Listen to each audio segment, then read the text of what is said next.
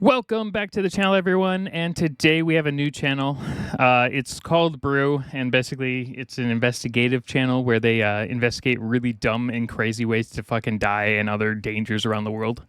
The main reason we're watching this one over what I was originally planning, which is a bunch of neuro videos, which are all on request, is because I got a brand new office chair, which is great. But one of you assholes sent me a link via email, of all things, on how sitting in a gaming chair tragically killed a 14-year-old. What the fuck?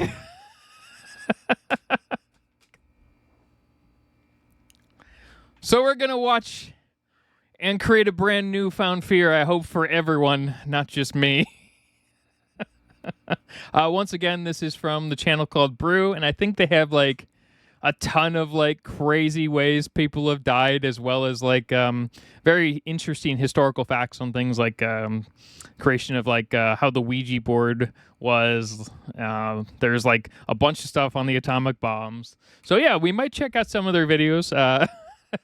And I guess they're really entertaining because it's kind of like animated to a degree, or mostly, I guess.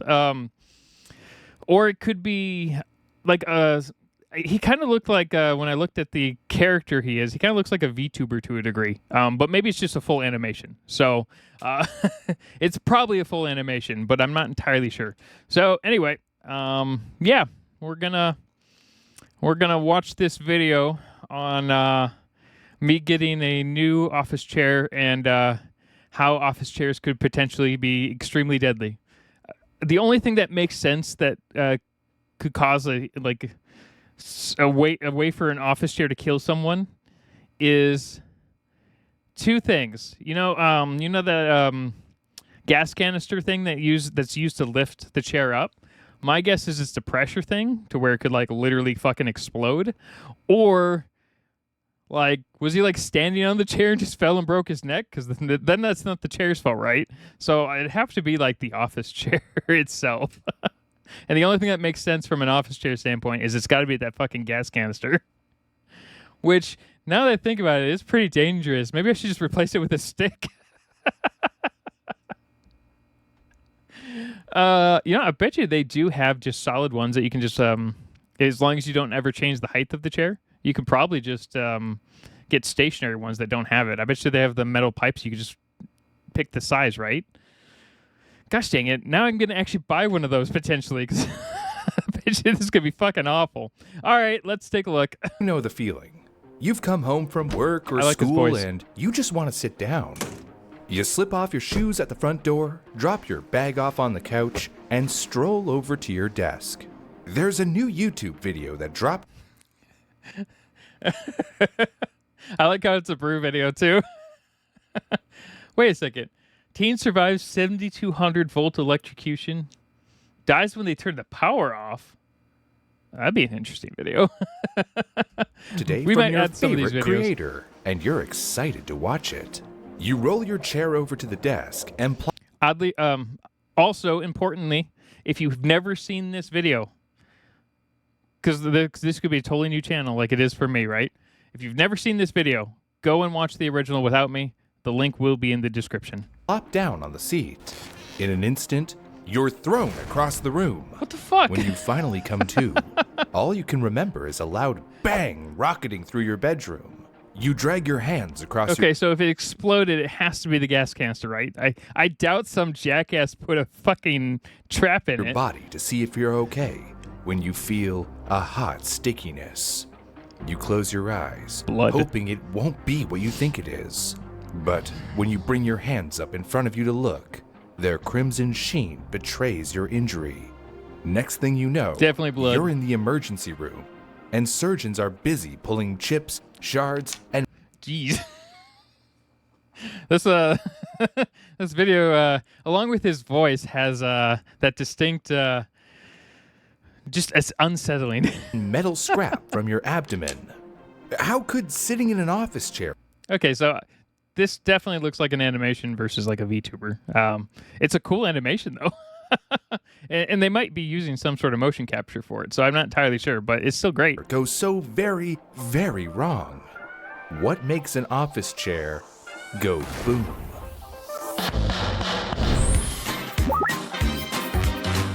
I like the intro.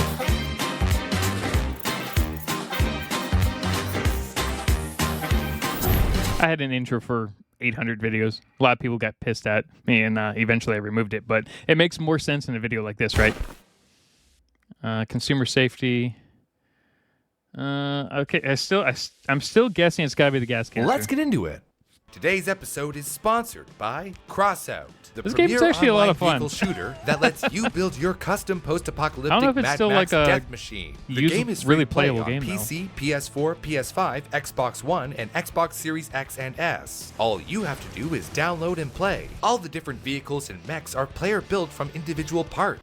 I do like the fact that you could just run around as like the giant fucking spider from Wild Wild West. It's not as tall or anything, but it kind of reminds me of that. Obviously, you can just skip ahead. This is an ad, effectively, but From struts to wheels, cabins, and, of course, a vast array of weapons. Like it's exactly chainsaws, like that rams, spider. lasers, walker legs, drones, turrets. Sure, it's not very useful, though. There's endless opportunity for creativity. The in-game vehicle editor is super easy to use. And you can even test drive your new wheels before out. That's a long Play video. Crossout for free by clicking our link in the description, and you'll get a bonus with special parts and paint today. In 2013, university student Mr. Lee I thought it'd be like the first like instance of office chairs, you know, when they first kind of came out. Like, what was it, like the 1980s when they first started doing the gas canister ones? No, 2013 is when this returned to his happened. apartments he shared with his older sister. After a long day at school, he laid back on his bed to rest while his sister, Miss Leo, who had just gotten out of the shower, sat down at her desk to twiddle around on the internet while blow-drying her hair. So it's like a stool chair? Then, with no warning, a sharp bang ripped through the room, and a powerful surge of air followed. Yeah, it's gotta be the fucking gas canisters. Jeez. I like how they put blood and shit all over Throwing this the place. room into disarray. In the aftermath, Mr. Leo, still reeling from the sudden pressure change, looked around their ransacked room to see his sister laying still on the floor, her body thrown like a dead thing against the side of... I guess the biggest problem of an exploding chair is the location of where it explodes. It's going to cause some massive damage down in your lower extremities, right? That actually takes a lot longer to heal in a lot of ways. of their bed. She was still conscious, but just barely, and passed out moments later. With his sister's blood pooling on the floor around him, Mr. Leo called the paramedics. I mean, at least and she passed shortly out, after, but geez. she was hoisted into an ambulance, speeding off to the emergency room. Medical teams got to work on her double time and told her family that she'd been injured by an explosion. Her anus had been split open, punctured by fragments of metal. Yeah, see, that'd be awful, like in every sense of the word, right? But, and here I am sitting in this chair, I'm like, oh my gosh, there's fucking new fear here Her unlocked. genitals had likewise been perforated by shrapnel and debris. Miss Leo was wheeled into surgery not long after getting to the hospital, where surgeons and nurses worked to remove the detritus that had been rocketed into her nether regions. After a grueling 5 hours, doctors finally stitched up her wounds. But her journey wasn't done yet. Yeah, no shit, It healing's would gonna take take forever. yet another 6 months for her injuries to fully heal. I mean, I'm surprised it only took 6 months, and I'm surprised that she was able to fully heal. A lot of people, they'd be fucking permanent, right? Looking back at the scene in the siblings' tiny apartment, it was clear where the explosion had originated. The small, blue, rotating, gas spring-operated stool was to blame. The force of the explosion split the foam seat into 4 discrete pieces, and the wooden mount showed a nasty hole where a metal rod had rocketed up through it into Miss Leo. Inside the room, the siblings' computer had been bombed out by the shockwave, and parts of the plastic casing had melted. Lucky for his sister, the steel rod in the center of the stool didn't pierce into her body. Yeah, I guess the one consolation here is the explosion force blew her away from it versus like just the rod going through, because that would just fucking kill her instantly in like the worst possible way. Although From what I understand is this channel has a lot of the worst possible ways to die. If it had, her injuries would have been much, much worse. After interviewing neighbors, journalists found that the sound of the blast could be heard from as far away as 200 meters. Jeez. Some thought it was so loud it had to be a gas pipe explosion, right? And called the fire department. But how could a simple stool explode like that? And should I be worried about my rotund tushy in my office chair? The first step to figuring out the truth behind this phenomenon is to learn how office chairs work generally. Basically, chairs are... No, don't explain to me how a regular fucking chair works. Okay, so the only thing that makes sense here is there was like a crack or something in the canister, right? And just like wore down over time, and then eventually, because those things use a lot of pressure within the actual canister itself, and they're usually fully sealed, but they do break down over time, right? Maybe there's like a time limit, right? Or I guess it could be a quality control problem. Medium-sized objects that support our weight that we can use to... So my producers tell me that I don't need to explain to you how chairs work. Oh, thank God. But office chairs do have one little mechanism that, quite literally, raises the bar. It's called a gas spring, and it's technology that lets these chairs adjust their height.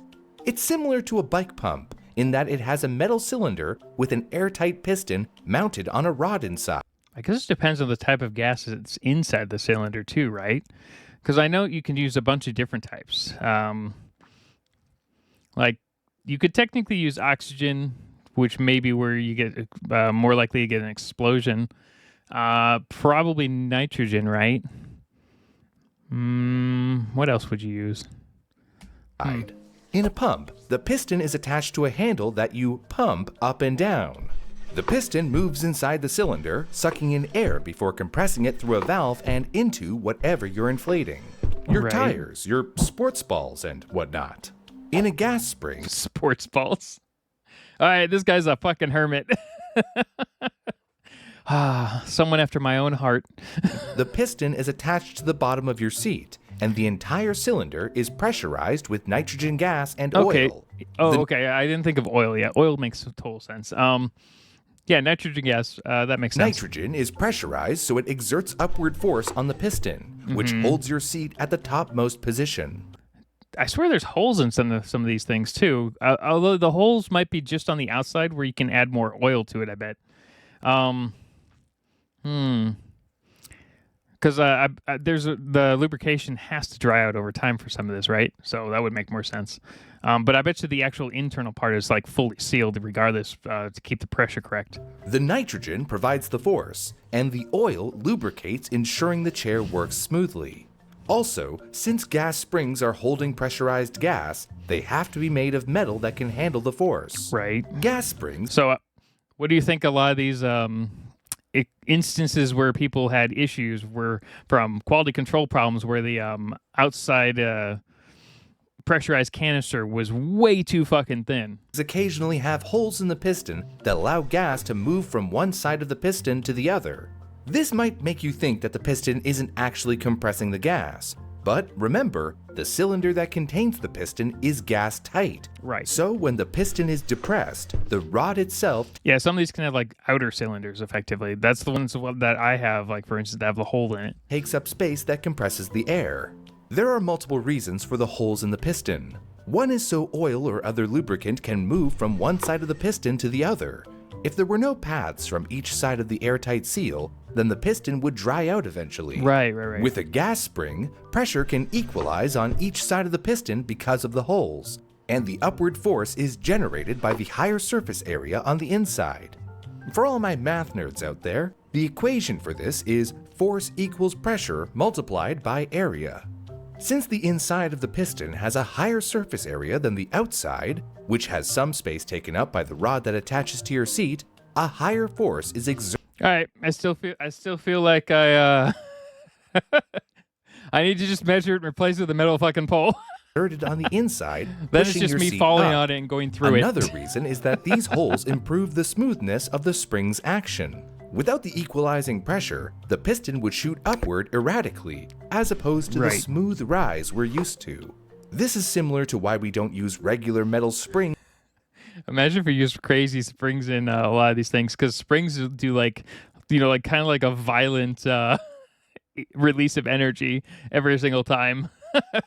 Like you could potentially put like a whole spring one on that just slowly compresses a little bit, but the problem is if you put someone or a box or something that's really heavy on there and then lift it up, it'll shoot up and the whole chair would go up with it, which could cause office chairs. Something. Metal springs maybe not can to die, hold a lot of energy, but they release that energy all at once, which could, I don't know, explode maybe. So I don't know. They still sound like, in most cases, springs might be a bit safer than a gas canister. Conceptually, now you the think gas about it. springs in our office chairs are meant to contain pressurized gases, which, if released in an uncontrolled manner, would violently explode. But our chairs are built specifically to contain that pressure and control it. So, what's going wrong? No, obviously, you're looking at quality control problem is what's really happening here. When office chairs explode. To find out why this happens, it helps to look at other examples to see if there are any similarities. For that, we can turn to these cases. Of course, there's a bunch of them. 2009.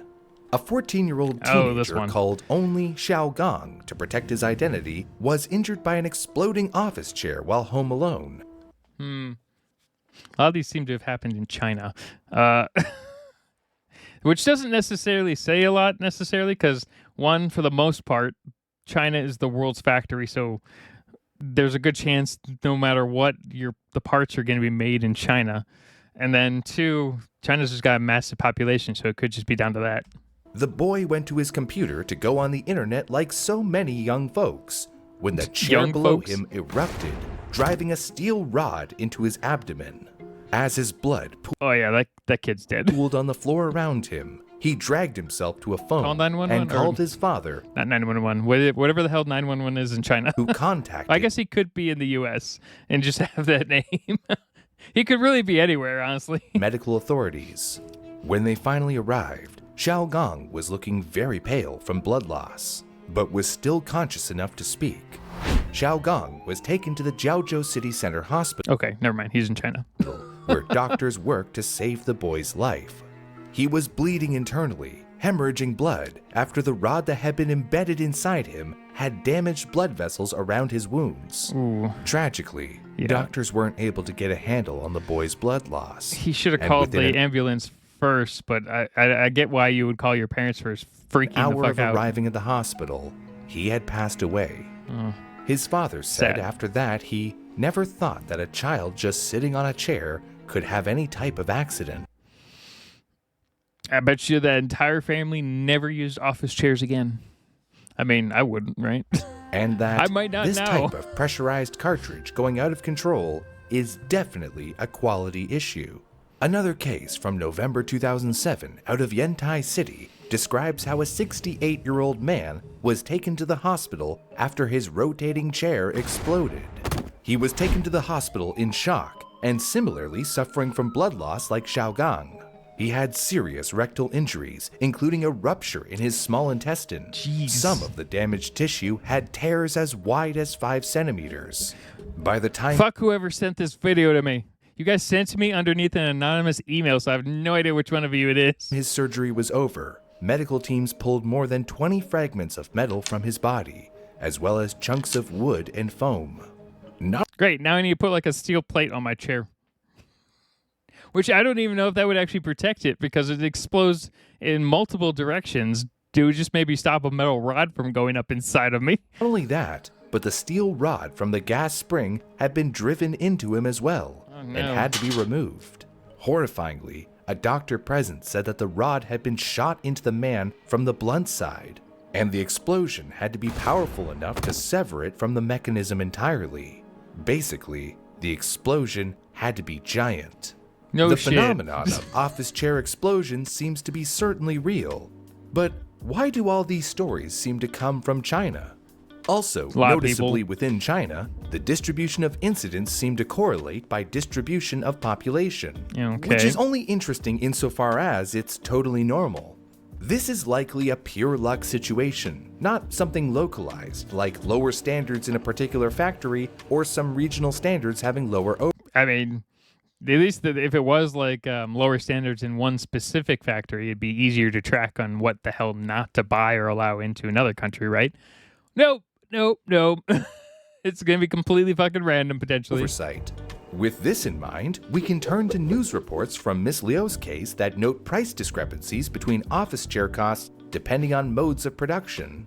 Basically, how raw materials, metals, etc., are crafted into modules, springs, rods, etc., which are then constructed into components, gas springs, which are then assembled into office chairs. In the report on Miss Leo and her brother, we learn that when office chair components are assembled in Guangdong, then imported to Xiamen for packaging and assembly, the chairs are trademarked with company contract details which guarantee standard safety requirements and priced accordingly around 40 to 50 US. Were they buying like black market chairs that were manufactured in an alley somewhere? Okay. US dollars. However, when modules like springs and metal rods are imported to Xiamen instead of purchased from a supplier and then constructed, the same safety standards can be avoided. Oh, okay. I get it now. So instead of having a company that's dedicated to doing it the right way, they're cheaping out by basically buying the parts and then just assembling it themselves, which should be the same parts, right? But since they're potentially not being sealed the same way, you're going to have much lower quality, but they don't also have to put that label on it, which means they can sell the thing for like half the price. I'm surprised they don't sell it for the same price, really. And the price lowered to something in the ballpark of only $20 US. Basically, a chair company can buy already constructed gas springs from a factory, which is what they should be doing, but they can save a few dollars by doing it themselves, which is surprising that they're not keeping the price higher, though, because that would just be maximum profit then, right? It's more interesting that they're creating two tiers of products. For a higher price, or they can buy the parts to make the gas springs, build it themselves, and save a buck.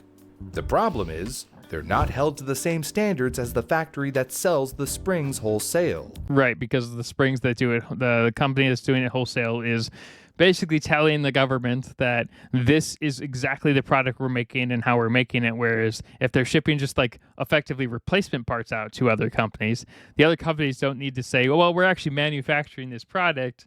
We're just kind of building it. That's messed up. So it could be good, could be bad. It's an odds game. It's a little bit like getting news from TikTok. The question... Yeah, now you can add X to that shit. Oh, no. Yeah, no, you should never get news from TikTok. At least not really. Maybe occasionally during like emergency scenarios, but I don't know. Remains, though, what is behind this string of office chair explosions? Seeking Truth, a Mythbusters-style television show from China, tested this exact scenario for us. The showrunners took 3 different chairs and dropped heavy sandbags. I like how they actually took... They actually like, yeah, let's find out why the fuck this happened. That's crazy. Either this happens a lot more or it just became like sensational news for a while. On them to see how they could withstand the impact. The first chair was from a reliable and well-known retailer, with info about the manufacturer and certification guaranteeing safety standards. I'm really hoping my chair has that on on here. Let's see if I can just feel the label. I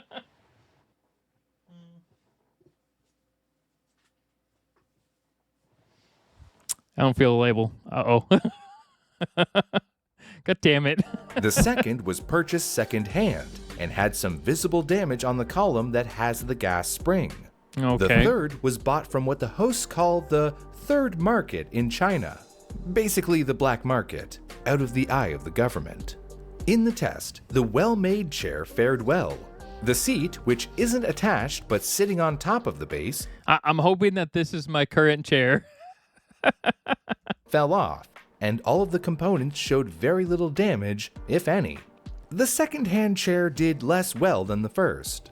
When the sandbags landed on the seat, it exploded. Holy shit. Okay, so I think that's what actually like happened with the jeez. Like, look at those pieces. Those are going like 30, 40, 50 feet up. Into a flurry of metal and plastic. Oh, that went even further than I thought. That went up to the fucking roof. Oh, shit. Yeah, sure, they're dropping a huge weight from, 30, 40 feet up, which is not a normal stress test, but I bet you that could still happen over time, right? Maybe not like, I bet you the gas canisters lose weight levels over time. So, for instance, if your chair's weighted for 300 pounds or whatever, I bet you over time it drops down and is lower and lower weighted over, like, say, 5 years. That is a thought. Damn it. God damn it. Dick. You can see that there is a hole burst through the middle of the seat, and the metal piece that mounts the height controls had been violently bent. Yeah, that's not great. That's not great at all. The black market chair handled the weight the worst. Holy shit. What the fuck is this one gonna do? When the sandbag hit the seat, They even dropped it from a lower height. not only did the chair explode, but it erupted into... What the fuck? What? What? No. Once again, fuck whoever sent this to me. Like, I don't weigh that much, but maybe I should start doing some more sit-ups. God damn it. Oh, no.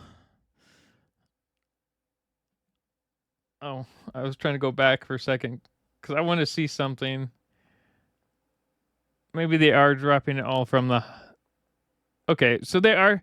Looks like they are dropping them all from the second floor here, which is still only like maybe 20 feet up, maybe 15, 20 feet up, so less than I thought. I thought they were dropping it from higher, but fuck. Let's watch that explode again. When the sandbag hit the seat, not only did the chair explode, but it erupted into flames and caught on setting fire. The whole chair alight. What the fuck? It's nice to see that when these chairs are built properly, they can withstand a certain amount of force. I'm gonna hate this channel. Like, it's great on learning like basic kind of like horrible ways to die, I guess, but I'm gonna fucking hate this channel, aren't I? But we still don't know why. Seeking Truth spoke to Guo Liang, a researcher with the Chinese Academy of Science Mechanics Research Institute, who told the host that there are two main reasons why these chairs can explode. The first reason we witnessed in the experiment with the second-hand chair. Wears down?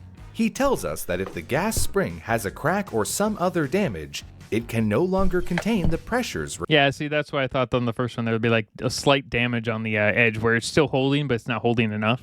And a lot of people may not understand that once the canister, like that little plastic thing that goes on it, is actually there supposedly to protect it a little bit when it's compressed down, right? But it's not really useful for anything.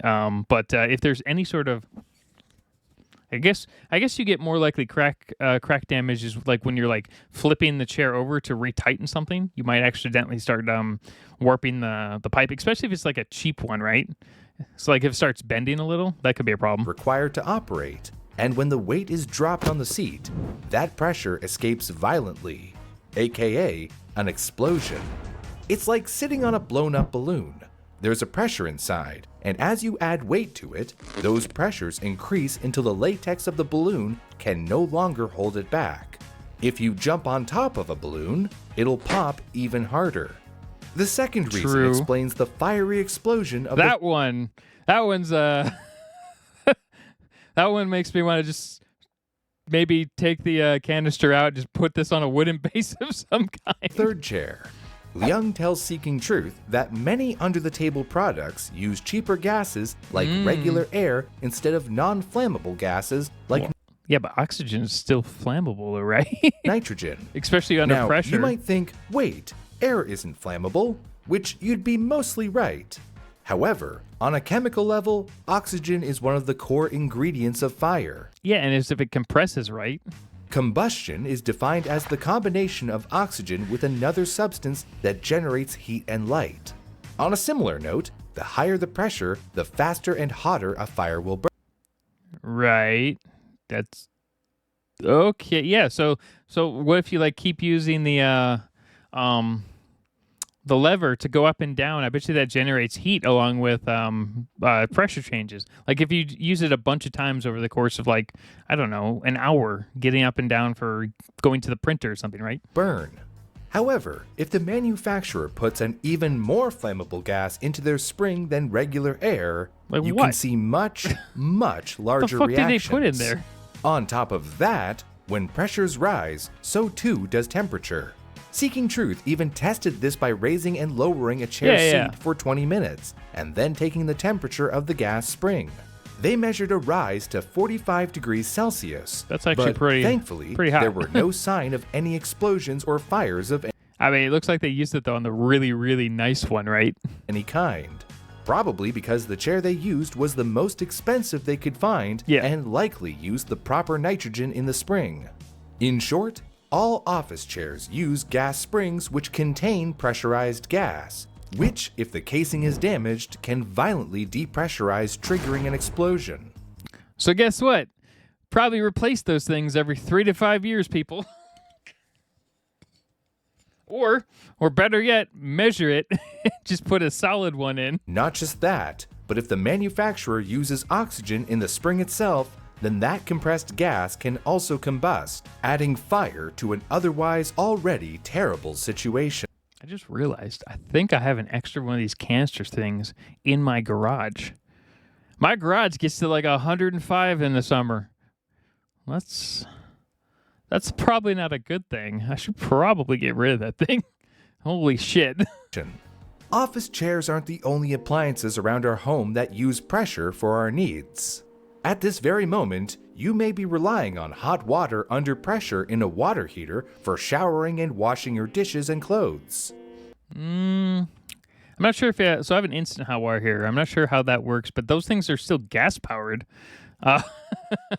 So they can explode potentially for other reasons. I'm not sure pressure wise though. I'd have to check that one out. That could be interesting. But yeah, I don't think it's not the same issue, but I do have a gas system throughout the house. So yeah, that's potentially another problem. For instance, gas on the stove, gas fireplace, which probably makes my allergies worse. Gas instant hot water heater, gas dryer. I don't know. It still seems like the office chair might be worse. You may have used a pressure cooker or an instant pot that uses steam to build pressure inside of an airtight pot. You might have also seen automatic door closers in schools and public buildings that use pressure to shut themselves.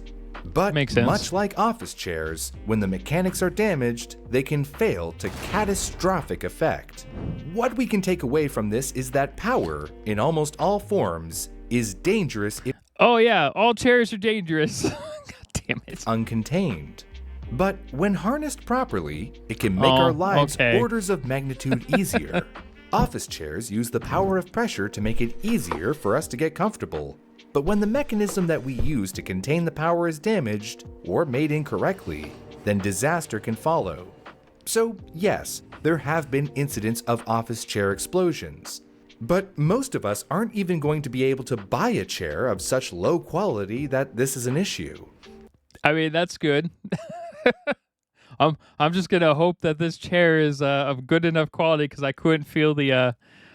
Oh, who am I kidding? I'm gonna look for that fucking label as soon as this video ends. Damn it!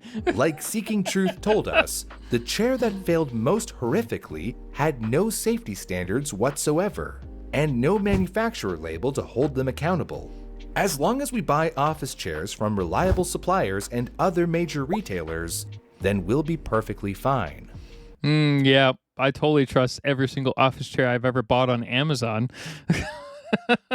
I mean, it was off. It was 53% off on sale, so maybe I should check this one. If you want to check any chairs that you have around you, you can find a label, usually under the seat, that identifies that it is up to the regulatory standards in your country.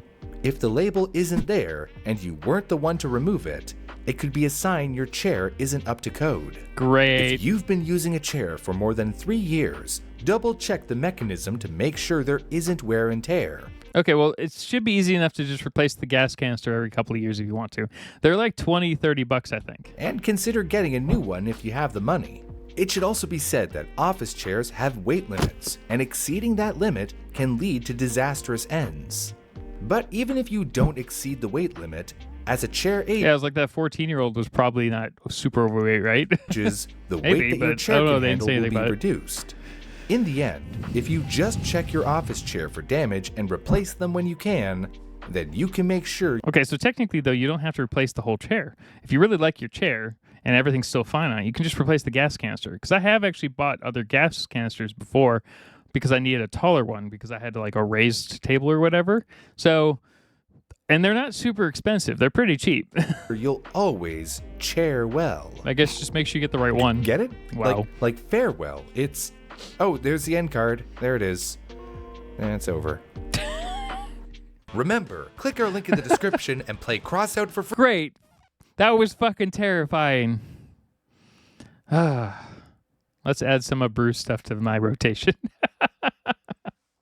Let's all learn about horrible things together. Although, like I said, you should have already seen it if you're watching it on my channel. So, if you're here to watch this video with my reaction in mind, you should probably watch it. Well, no, it's not even you should. You will watch it on Brew's channel, and then you can come back and listen to my bullshit nonsense after the fact. All right, fine. Let's do a neuro video. Those are less terrifying. Rather be fucking killed by evil and neuro in some horrible like nuclear disaster instead. All right, see you later.